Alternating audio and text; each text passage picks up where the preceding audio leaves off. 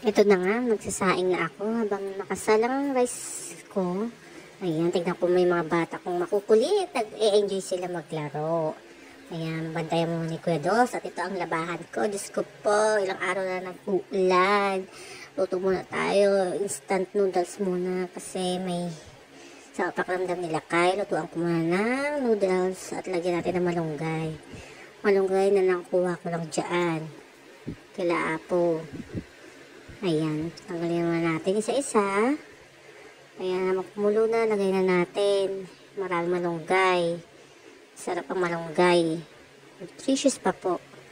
Ayan, kumukulo na, halo-halo. Ayan na. Tapos, pagkasong maghalo, magpiprito naman tayo ng spam. Ayan, after spam, ayan na tayo, magluto na tayo. Matuluto mo tayo pag may time. Ayan na. Ayan po.